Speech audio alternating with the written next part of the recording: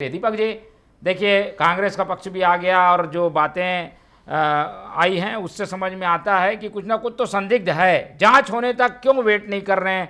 तुरंत छोड़िए, रिहा करिए, ऐसी मांग उठाना क्या उचित है क्या बिना जांच के? देखिए मोहन जी, अभी जो जांच का जो विषय इस पर जो आधारित है, इसमें धर्मांतरण का मुद्दा और दूसरा जो है मानव तस्करी का मुद्दा। मानव तस्करी अपने आप में एक बहुत वृहद विषय होता है, जिसके ऊपर ये दोनों महिलाओं के ऊपर, जो कि सिस्टर्स हैं, जो नन हैं, जिनका कार्य जो है वो प्रभु की सेवकाई करना है, और इस कार्य के लिए पूरे देश में यात्राएं वो करती हैं, आती हैं, जाती हैं, विभिन्न संस्थाओं के साथ वो जुड़ी रहती हैं। ठीक है, इसमें कोई आपत्ति भी नहीं है, लेकिन ये प्रलोभन की बात जो आ रही है, प्रलोभन देकर। हमारा एक धर्मनिरपेक्ष राष्ट्र है, और जिस राष्ट्र में जिसका लगाव और झुकाव यदि किसी व्यक्ति के प्रति या किसी धर्म के प्रति अगर होता भी है, चाहे मेरा हो चाहे किसी और का हो, तो उसमें हम किसी प्रकार से किसी को दोषी ही नहीं ठहरा सकते एकदम से। रहा सवाल इनका buying and selling of human being, जिसको आप मानव तस्करी का दर्जा देते हैं। जी, मैं मौका दूंगा वाजपेयी जी। जी जी जी, buying and selling of human being जिसको हम बोलते हैं, वो एक अपने आप में बहुत बड़ा शब्द होता है।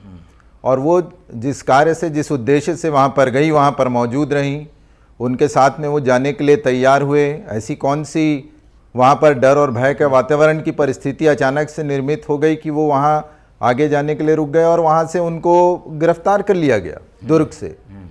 और इसको लेकर रायपुर के अंदर भी और छत्तीसगढ़ के अंदर भी बहुत सारी जगह हैं जहाँ पर आप घर के अंदर अपनी आराधना नहीं कर सकते, घर के अंदर जो है आप अपनी धार्मिक रीति रिवाजों को नहीं मान सकते। वहाँ पर भी आए दिन किसी न किसी प्रकार से लोग पहुँच रहे हैं और आपको रोक रहे हैं। आप भी समझते हैं कि हम एक धर्मनिरपेक्ष राष्ट्र। वो लड़की रो रही थी, उसका जो एटीट्यूड था उससे पता चला कि भाई ये सहमत नहीं है जाने के लिए। ऐसी बातें हैं क्या? समाज के पास क्या फीडबैक है? नहीं, समाज के पास में ऐसा कोई फीडबैक नहीं है। और जहाँ तक के उस लड़की का सवाल है, और ये अपनी मर्जी से ही जा रहे थे, और अक्सर हमको भी मालूम है कि किसी न किसी कार्य और उसके सिलसिले में अगर कोई अपॉर्चुनिटी या कहीं कुछ अवसर रहता है तो व्यक्ति स्वतंत्र रहता है जाने के लिए अपनी इच्छा से।